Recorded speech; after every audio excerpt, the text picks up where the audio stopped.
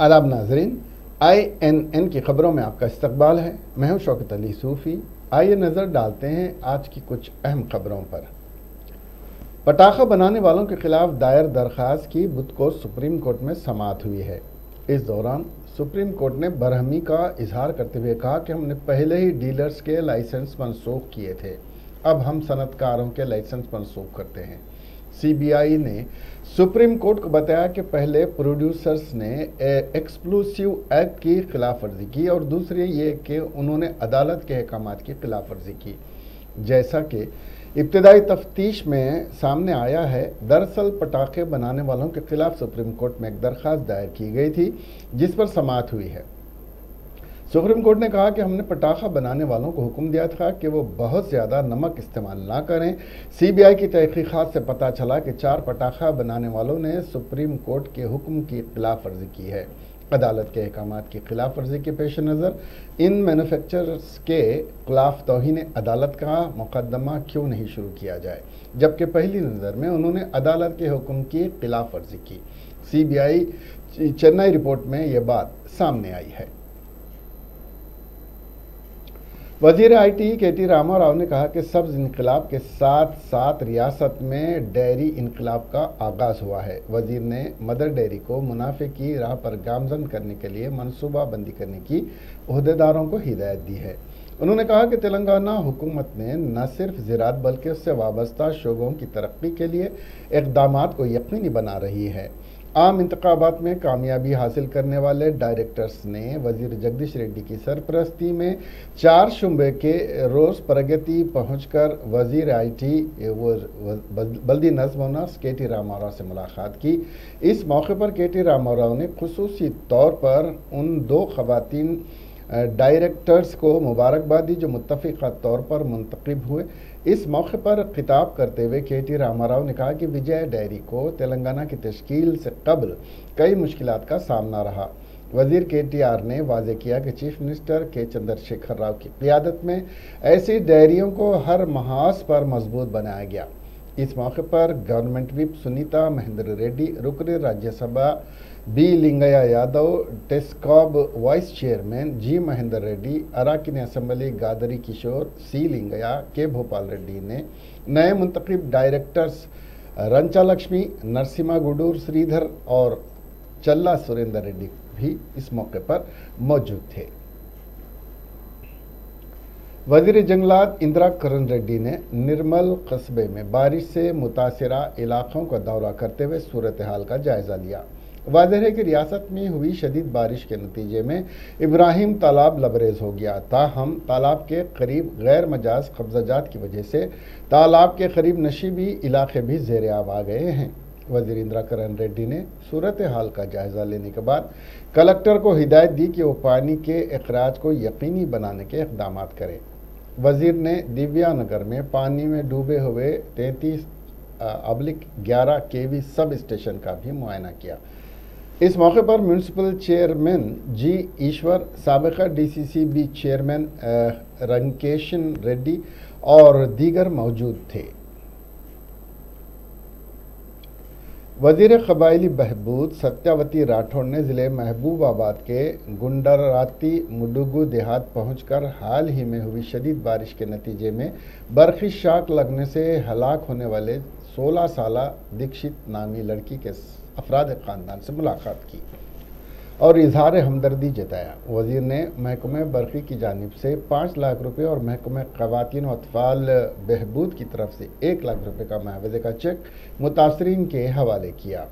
इस मौके पर वज़ीर ने दीक्षिता की तस्वीर पर फूल चढ़ाए और क़िराज अक़ीदत पेश किया। वज़ीर के हमरा ZPC चेयरपर्सन कुमारी बिंदु, ZPTC बांडी वेंकट रेड्डी, एडिशनल कलेक्टर कुमरैया और दीगर भी मौजूद थे। डायरेक्टर महकमे सेहत श्रीनिवास राव ने महकमे सेहत के अहदेदारों को हिदायत दी कि वो रियासत भर में भारी बारिश के बाद फैलने वाली वबाए अमराज पर काबू पाने के सिलसिले में हर ज़िले के हर देहात में फीवर सर्वे करने के इक़दाम करें और जो भी बुखार या दीगर अमराज में मुब्तला हैं उन्हें दवाएँ देने के इक़दाम करें। उन्होंने अवामुन्नास से भी अपील की कि वो बारिश के पानी से महफूज रहने के लिए गैर ज़रूरी तौर पर घरों से बाहर ना निकलें और मामूली बुखार आने पर भी डॉक्टर से रुजू होते हुए इलाज करवाएं। रियासत तेलंगाना के 14 अजला के लिए रेड अलर्ट जारी किया गया है और बेशतर अजला में आइंदा 24 घंटों के दौरान तेज़ हवाओं के साथ मूसलाधार बारिश की पेशगोई की गई है। महकमे मौसमियात की जानिब से जारी किए गए इंतबाह में कहा गया है कि तेलंगाना के अजला आदिलाबाद, निर्मल, निज़ामाबाद, जगत्याल, राजन्ना सिरसिल्ला, विकाराबाद, कामारेड्डी, मेदक के अलावा संगारेड्डी में मूसलाधार बारिश का इम्कान है। रियासत के अजला के अलावा दीगर अजला में येलो अलर्ट को बरकरार रखा गया है और कहा जा रहा है कि आइंदा 24 घंटों के दौरान 24 किलोमीटर फी घंटे की रफ्तार से हवाएं चलने के इम्कान जाहिर किए गए हैं। महकमा मौसमियात के ऐलान में कहा गया है कि दोनों शहरों हैदराबाद और सिकंदराबाद में आइंदा 2 जून के दौरान हल्की या तेज़ बारिश का इम्कान है या घन गरज के साथ बूंदाबांदी भी हो सकती है। तेलंगाना में मूसलाधार बारिश के सबब ज़खायर आब की सतह में ज़बरदस्त इजाफे के सबब रियासत भर में कई ज़खायर आब के दरवाज़ों को खोलते हुए पानी छोड़ा जा रहा है। हिमायत सागर के 12 दरवाज़ों को 2 फीट तक खोल दिया गया है, जबकि उस्मान सागर के 6 दरवाज़ों को 3 फीट तक के लिए खोल दिया गया है। महकमे आब रसानी के अहदेदारों ने बताया कि हिमायत सागर की सतह आब मुकम्मल होने के बाद 12 दरवाज़ों को खोलते हुए 7000 क्यूजिक पानी के बहाव का फैसला किया गया है और हिमायत सागर में 5000 क्यूजिक पानी जमा हो रहा है। इस तरह उस्मान सागर यानी गड्डीपेट की जुमला सतह आब 1790 फीट मुकम्मल होने के बाद 6 दरवाज़ों को 3 फीट तक खोलते हुए 1360 क्यूजिक पानी के अखराज के इक़दाम किए जा रहे हैं। दोनों ज़खायर आब से मुसलसिल पानी के अखराज के सबब मूसा नदी इंतहाई खूबसूरत अंदाज में बह रही है और नदी में साफ और शफाफ पानी नज़र आने लगा है। महकमे आब रसानी और महकमे माल के अहदेदारों की जानिब से रवद मूसा के किनारों पर आबाद बस्तियों और आबादियों के अलावा नालों के करीब रहने वालों के लिए दूसरे दर्जे की चौकसी के लिए इंतबाह जारी कर दिया गया है और शहरियों को नदी में न उतरने की ताकीद की गई है। हैदराबाद के दोनों ज़खायर आब के अलावा हुसैन सागर भी मुकम्मल तौर पर लबरेज हो चुका है, जहां से पानी के अखराज की इत्तला है। चादरघाट ब्रिज से मुत्तसिल ब्रिज के अलावा मूसाराम बाग ब्रिज पर ट्रैफिक की आमद रफ्त को रोक दिया गया है, क्योंकि बारिश के बाद ब्रिज ज़ेर आब आ जाते हैं और शंकर नगर, मूसा नगर के अलावा दीगर बस्तियों में हाई अलर्ट जारी किया जा चुका है। सदर नशीन public undertaking committee Telangana assembly A Jeevan Reddy ने रियासत में 16 लाख बेरोजगारों को रोजगार की फराहमी और 8600 IT कंपनीज के क़याम पर रियासती वजीर इंफॉर्मेशन टेक्नोलॉजी KT रामाराव की सराहना करते हुए बीजेपी रुकन असेंबली रघुनंदन राव के बयान की मजम्मत की कि तेलंगाना कोई नई IT कंपनी कायम नहीं हुई है। ए जीवन रेड्डी ने आज मीडिया से बात करते हुए कहा कि KTR ने नई IT पॉलिसी के साथ IT कंपनीज पर वाइट पेपर जारी करते हुए हुकूमत की शफाफ कारकर्दगी अवाम को पेश की, ताहम बीजेपी को हुकूमत की ये कारकर्दगी हजम नहीं हो रही है। जीवन रेड्डी ने बीजेपी से सवाल किया कि नई रियासत तेलंगाना की तश्कील के बाद उसकी तरक्की के लिए भारतीय जनता पार्टी ने क्या इक़दाम किए हैं, उस पर भी वाइट पेपर जारी किया जाए।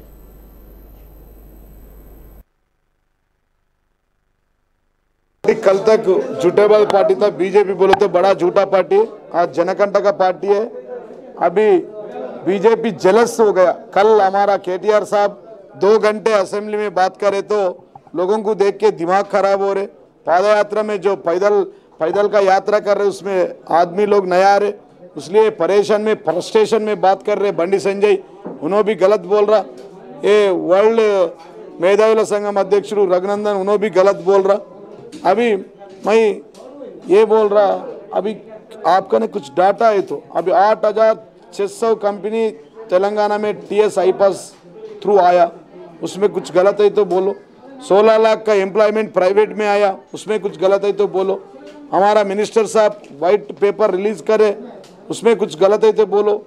उसमें 1,32,899 एम्प्लॉयमेंट हमने दे दिया, उसका वाइट पेपर भी रिलीज करे हमारा केटीआर साहब। ये सब छोड़ के उन्होंने बोल रहा है ये Nizamabad fake MP, bond paper MP, चोर एमपी। उन्होंने बोल रहा है ये चोर है, देखो ये बॉन्ड पेपर देके लोगों को गलत बात बोल के एमपी बन गया। हमारा मल्लेशम ने बोले इससे पहले, मल्लेशम भाई उसको लोगा मारने को टाइम आया, अभी कभी भगाते उसको। ये बॉन्ड पेपर दिया सो लोगों को गांव में बिठा के गांव का बहिष्कार करते तो अवॉइड कर लेते, गांव में नहीं रहना। अभी एक 6 महीने में वो हो जाता बोल के बोला, वो भी उसका हो जाता। ये पूरा झूठे लोग है, झूठे बात करने वाला है बंडी संजय। उन्होंने भी रेवंत रेड्डी बोल रहा अभी जंग सायरन बोल रहे, वो जंग सायरन नहीं है, कलेक्शन का सायरन है वो। परसों गिरिजन दलित दंडोरा यात्रा में बहुत कलेक्शन करे, कटिंग फिटिंग सेटिंग कर दिया, थोड़ा अभी जमा हो गया, फिर थोड़ा 1 महीना 15 दिन गैप ले लेके अभी निरुद्योग अनएम्प्लॉयमेंट जंग सायरन बोल रहे। कोई भी नहीं है, अनएम्प्लॉयमेंट बहुत हो रहा, वो भी दे देते। सीएम साहब ने बोले 50,000 लोगों को सीएसबी डाटा दिया, वो भी हमारे नोटिफिकेशन दे देते। ऑलरेडी 1,30,000 ऑलरेडी दे दिया, 32,899, और 50,000 देते, बाकी का भी दे देते। इसका जंग सायरन नहीं है, वो कलेक्शन सायरन है। इसका वो डाइजेशन नहीं हो रहा, क्या करना मालूम नहीं आ रहा। फ्रस्ट्रेशन में ये लोगों को बीपी शुगर भी आ जाता, और एक 6 महीने में ये सब लोग मेंटल हॉस्पिटल में ये एर्रगड्डे में जॉइन होना पड़ता। ये बंडी संजय रेवंत रेड्डी कल तक झूठेबाज पार्टी। वजीर सिंगिरेड्डी निरंजन रेड्डी ने कहा कि पालमूरू और रंगारेड्डी प्रोजेक्ट्स की तरक्की के काम तेजी से जारी हैं। वजीर ने जिला वनपति के कलेक्ट्रेट के दफ्तर में महकमे आबपाशी और सेहत के अहदेदारों के साथ जायजा इजलास मुनक्किद किया। इस मौके पर खिताब करते हुए वजीर मौसूफ ने अहदेदारों को हिदायत दी कि अंदरून 1 साल नरलापुर, यड्डुला, वट्टम और कारविना के आबी ज़ख़ायर को पानी की फराहमी के काम तेज़ी के साथ मुकम्मल किए जाएँ। उन्होंने महकमे आबपाशी और महकमे रेवेन्यू के अहदेदारों से आपसी तालमेल से काम करने का मशवरा दिया। हुकूमत की जानिब से नहरों के लिए अलाट की गई अराजियात की हद की निशानदेही करते हुए अराजियात की सफाई के लिए मजदूरों के अलावा VRO, VRA और महकमे ज़राई आबपाशी के AE के इश्तराक से कामों की तकमील को यकीनी बनाने पर जोर दिया। इसके अलावा वज़ीर ने इलाक़ाई सतह पर मसाइल की निशानदेही करते हुए अवामी नुमाइंदों और हुकूमत से नुमाइंदगी करने की हिदायत दी। महकमे जंगलात के अहदेदारों ने एक रियल्टर को 65 दरख्तों को बिला इजाज़त काट देने पर 4 लाख का जुर्माना आयद किया। ये वाक़या मोइनाबाद मंडल के चिलकूर में पेश आया। महकमे जंगलात के अहदेदारों ने बताया कि रियल्टर बिला इजाज़त अंधाधुंध तरीके से दरख्तों को काट रहा था। उसके लिए उसने महकमे जंगलात को मुतला किया था और ना ही इजाज़त मांगी थी। मकामी अवाम की इत्तला पर महकमे जंगलात के अहदेदारों ने जगह का मुआयना किया और WAELTA एक्ट के तहत रियल्टर पर 4 लाख का जुर्माना आयद किया है। अहदेदारों ने रियल्टर पर जुर्माना आयद करने के अलावा कंपनी को हिदायत दी कि वो पौधे लगाकर उनकी हिफाजत भी करे। भारतीय जनता पार्टी के रुकन असम्बली रघुनंदन ने वजीर IT के KT रामाराव से मुतालबा किया कि वो 2 जून 2014 से लेकर आज तक रियासत भर में कितने IT कंपनियां कायम हुई हैं और रियासती हुकूमत इसमें क्या ताउन किया, इसकी तफसीलात पेश करे। रघुनंदन ने आज मीडिया से बात करते हुए बताया कि वजीर IT KT रामाराव रियासती हुकूमत की जानिब से किसी भी कंपनी को कायम करने की इजाज़त अंदरून पन या रिज्यूम में देने का दावा खोखला है। इसलिए नज़र आता है कि मेदक ज़िले के में तीशमान कंपनी की जानिब से IT पार्क कायम करने का मामला तेलंगाना की तश्कील से कबल 2007 से चला आ रहा है और तेलंगाना की तश्कील के बाद 7 साल गुजर जाने के बावजूद इस कंपनी को कायम करने की इजाज़त अभी तक नहीं दी गई है। उन्होंने फौरी तौर पर इस कंपनी को कायम करने की इजाज़त देने का मुतालबा किया।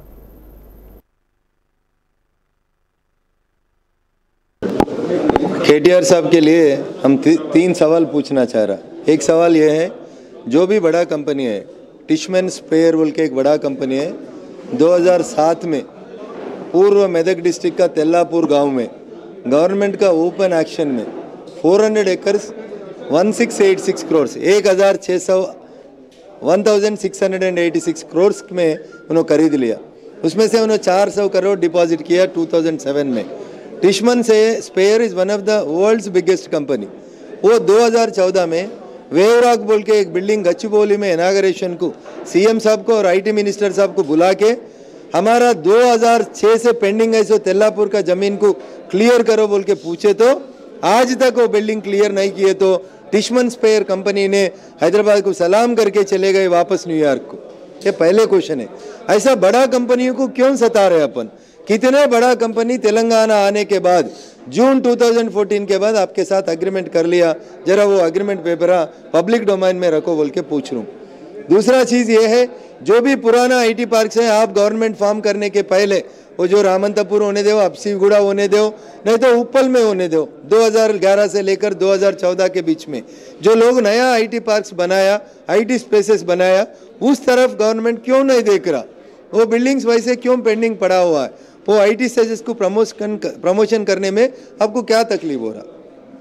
तीसरा चीज़ ये है, आप इतना बात बोलते हैं ना, उस्मानिया से JNTU से ऐसे लोगों में, विद्यार्थियों में कितना नया स्टार्टअप्स, तेलंगाना लोग कितना नया स्टार्टअप शुरू किया। ISB होने दो, IIT होने दो, IIIT होने दो, उसमें से ऐसे लोग कर रहा बोले तो वो पूरा देश भर के इंस्टीट्यूशंस है, वो सेंट्रल गवर्नमेंट प्रमोटेड इंस्टीट्यूशंस है। वो लोगों को लेके आके हम स्टार्टअप्स कर रहा। अरे तेलंगाना वालों के लिए क्या स्टार्टअप्स कर रहा? पहले वो बताओ बोल के हम ये 3 चीज़ आईटी मिनिस्टर साहब के सामने रखते हूँ। सीधा सीधा सवाल दो, उंगली फिरा के घुमा के आंसर्स मत दीजिए, सीधा सवाल का जवाब दो बोल के हम KTR जी को विनती कर रहा। Thank you.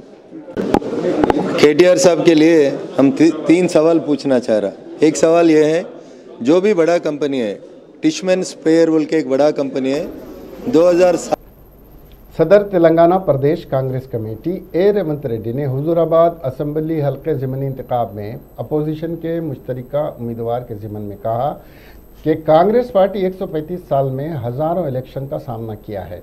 अगर अपोजिशन की दीगर जमातें मुत्तहदा मुकाबले के लिए कांग्रेस के साथ इत्तेहाद करना चाहते हैं तो उनका खैर मकदम किया जाएगा।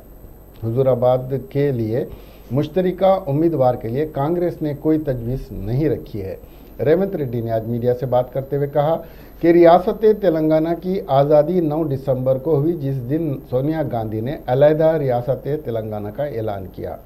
तेलंगाना की तश्कील नौजवानों की कुर्बानियों का नतीजा है।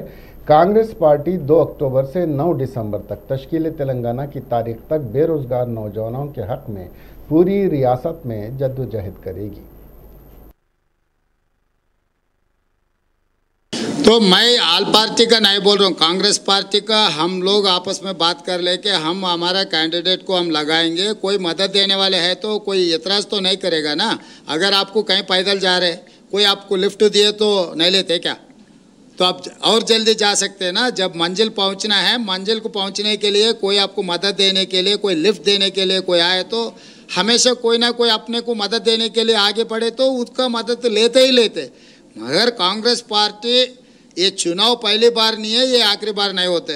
कांग्रेस पार्टी ऐसे चुनाव को कितने बार देखे, कितने साल हम ये देश को चलाए, एक चीज़ है। दूसरा, बाप बेटे, बाप 1 नंबर आ तो बेटा 10 नंबर निकला। उन लोगों के बारे में मैं क्या कहूँ? अगर कहना शुरू किए तो 1 दिन तो भी लगता, फिर आपको खाना पीना सब छोड़ के यहीं बैठ के सुनना पड़ता है। ऐसे चोर, 1 नंबर चोर को, 10 नंबर चोर को अभी कुछ ज़्यादा नहीं बोलेंगे, वहीं जो मैदान में जब जाएंगे ना तब वहीं पर बोलूँगा। हाँ, 65 डेज का प्रोग्राम लिए हम, विद्यार्थी निरुद्योग सैरन एक कार्यक्रम लिए। ये कार्यक्रम में सब पार्टी को मिला के पूरा 10 जिले में 4 करोड़ लोगों का ने हम जाएंगे। जो मुद्दे पे तेलंगाना बने वो मुद्दे को आगे ले जाने वाले हैं। ये बच्चों को नौकरी मिलना बोले तो KCR KTR का नौकरी निकालना। जब तक तेलंगाना के युवता KCR KTR नौकरी से बरतरफ नहीं किए तो तेलंगाना युवता को नौकरी नहीं मिलने वाले हैं। इसीलिए मेरा गुजारिश ये है कि तेलंगाना युवता से पहले KCR KTR को नौकरी से बरतरफ करो, आपका नौकरी मिलेगा। वो बरतरफ करने के लिए हम आगे रहेंगे। अगर लाठी चार्ज होगा, पहले लाठी हम खाएंगे। अगर कोई टूटा जलाने के रहा। कन्वीनर सियासी उमूर कमेटी TPCC मोहम्मद अली शब्बीर ने दावा किया कि रियासत में 1,92,000 सरकारी मुलाजिमत की जायदादें खाली हैं और 26 लाख तालीम याफ्ता बेरोज़गार नौजवान एम्प्लॉयमेंट एक्सचेंज में अपने नामों के इंदराज के बाद हुकूमत से आस लगाए बैठे हैं, जबकि हुकूमत मरकज़ के इशारों पर सरकारी मखलूआ जायदादों पर दानिस्ता तौर पर तकर्रुरात न करते हुए कारपोरेट शोबे को फ़रोग़ दे रही है। शब्बीर अली ने आज मीडिया से बात करते हुए कहा कि कांग्रेस पार्टी बेरोज़गारी के खात्मे के लिए 2 अक्टूबर से 65 रोज़ा जद्दोजहद का मंसूबा बनाया है, जिसमें रियासत के तमाम तलबा और बेरोज़गार नौजवानों की इस जद्दोजहद में साथ उनके होंगे।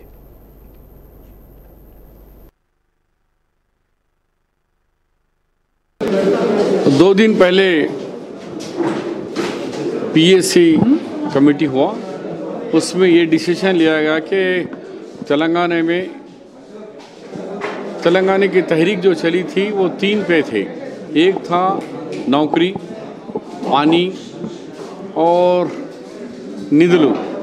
तो ये जो 3 स्लोगन्स में 3 भी पूरे नहीं हुए, तो इसलिए कांग्रेस पार्टी 65 दिन का एक प्रोग्राम लेकर नौजवानों के साथ में यूनिवर्सिटीज़ को लेकर तेलंगाना में जा रही है। उसकी शुरुआत 2 अक्टूबर महात्मा गांधी जी का पैदाइशी दिन है, एक ख़ास दिन है।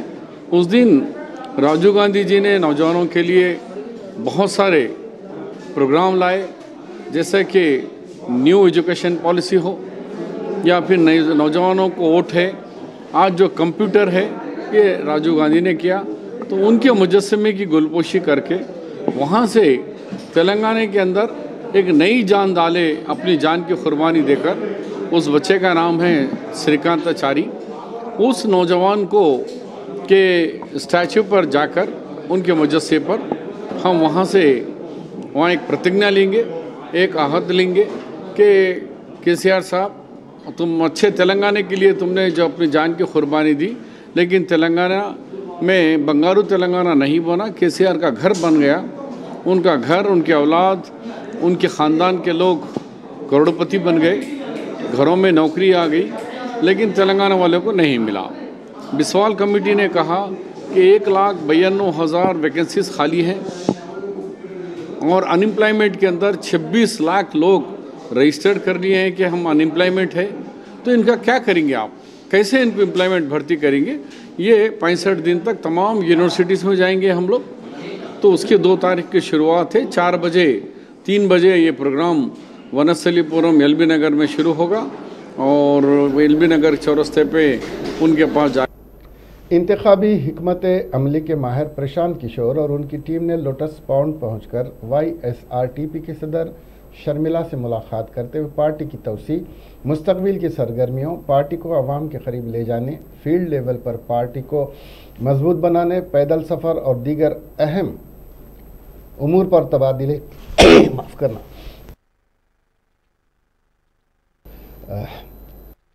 ख्याल किया गया। वाज़ेह है कि शर्मिला ने हाल ही में एक टीवी शो में वाज़ेह किया कि वो प्रशांत किशोर टीम की खिदमत हासिल करेंगी।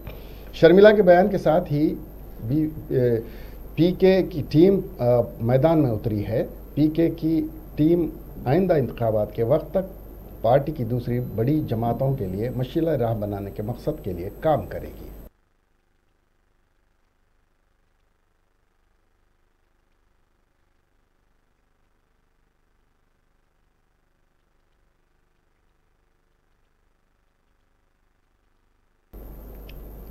Cyberabad special operation team police ने IPL बेटिंग रैकेट का पर्दाफाश किया है। पुलिस ने 4 शुमे के रोज़ मियाँपुर, बच्चूपल्ली, मैलार्दोपेल्ली और 7 दीगर मुकामात पर धावे किए जहां पर बेटिंग की जा रही थी।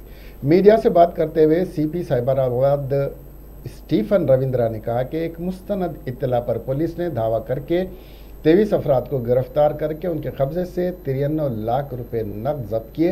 उन्होंने मजीद कहा कि छापों के बाद मजमूई तौर पर 2 करोड़ 20 लाख की प्रॉपर्टी जब्त की गई। स्टीफन रविंदर ने बताया कि बेटिंग एक मोबाइल ऐप के जरिए की जा रही थी।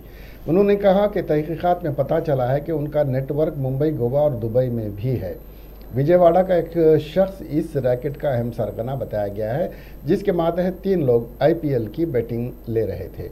इस ऐप को हटाने के लिए एक खत गूगल इंडिया को भेजा जा रहा है। स्टीफन रविंदर ने वालिदैन पर भी जोर दिया कि वो ऑनलाइन गेम बेटिंग के तनाजुर में अपने बच्चों पर नजर रखें।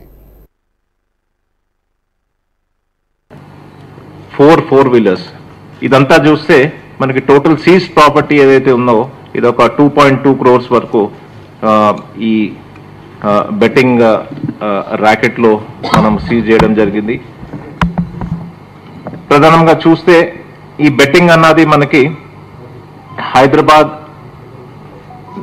3 కమిషనరేట్స్లోని మరి ఎంటైర్ స్టేట్ ఆఫ్ తెలంగాణ ఏపీలో ఈ పర్టికులర్ గ్యాంగ్స్ నిర్వహిస్తూ ఉన్నారు.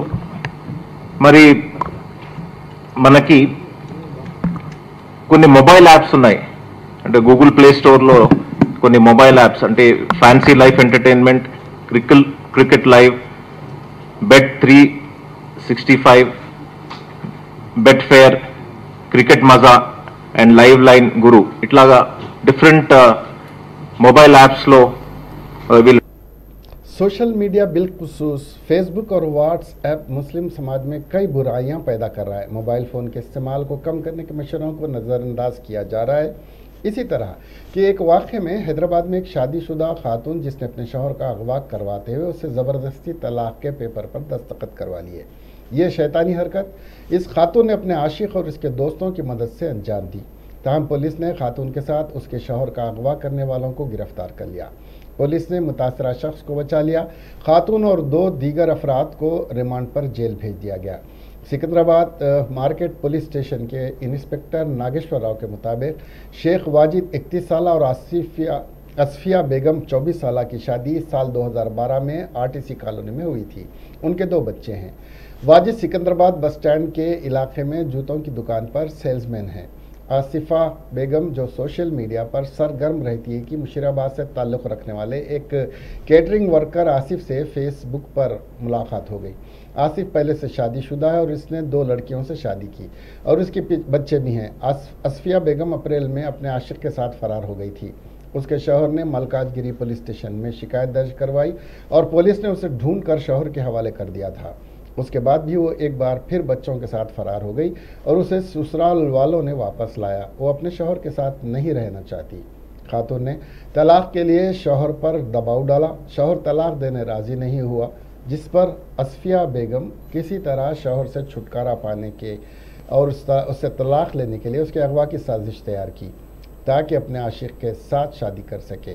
असफिया के प्लान के मुताबिक उसके आशिक आसिफ ने मुशीराबाद पारसी गट्टा के इमरान मोहम्मद, एमडी जफ़र, इरफान अहमद और महमूद के साथ मिलकर 2 मोटर बाइक पर वाजिद की दुकान पहुंचे और उसका इन चारों ने बातचीत के बहाने अगवा कर लिया और उसे मुशीराबाद ले जाया गया और उसको शदीद मारा पीटा गया और काजी की मौजूदगी में तलाक दे दी गई और पेपर पर दस्तखत करवा लिए गए जो उन्होंने पहले से ही तैयार कर रखे थे। वाजिद के अगवा की तला दुकान के मालिक ने उसी रात मार्केट पुलिस को दी। वाजिद को मुतासिरा के फ़ोन लोकेशन की बुनियाद पर बचा लिया गया। असफिया बेगम के साथ अगवा में मुलविस इमरान अहमद और जफ़र को गिरफ्तार कर लिया गया। इरफान अहमद और मास्टरमाइंड आसिफ मफरूर बताए गए हैं। रियासत तेलंगाना के निज़ामाबाद में 4 नौजवानों ने एक लड़की का गैंग रेप कर दिया। ये वाक़या मुकामी खानगी अस्पताल के एक कमरे में पेश आया। वहाँ के सिक्योरिटी गार्ड ने पुलिस को 100 नंबर पर फ़ोन करके इस बात की इत्तला दी। पुलिस जब मुकाम वाक़या पर पहुंची तो लड़की के हालत नशा में होने का इल्म हुआ। शुबा किया जाता है कि नौजवानों ने लड़की को पहले शराब पिलाई और उसके बाद उसके साथ इज्तिमाई असमत रेजी की। लड़की को इलाज के लिए अस्पताल भेज दिया गया है। मुलज़िमीन फरार बताए गए हैं। पुलिस उन्हें तलाश कर रही है। समंदरी तूफान गुलाब के असर से हिमायत सागर और उस्मान सागर में पानी का बहाव देखा जा रहा है, जिसकी वजह से मूसा नदी में पानी छोड़ने का सिलसिला जारी है। नदी में पानी छोड़ा जा रहा है, जिसकी वजह से मूसा रामबाग ब्रिज पर गाड़ियों की आमद-रफ्त पर कल पाबंदी लगा दी गई थी, जो अब भी जारी है। पुलिस का कहना है कि पानी के बहाव में कमी पर गाड़ियों को इस पुल से गुजरने की इजाज़त दी जाएगी।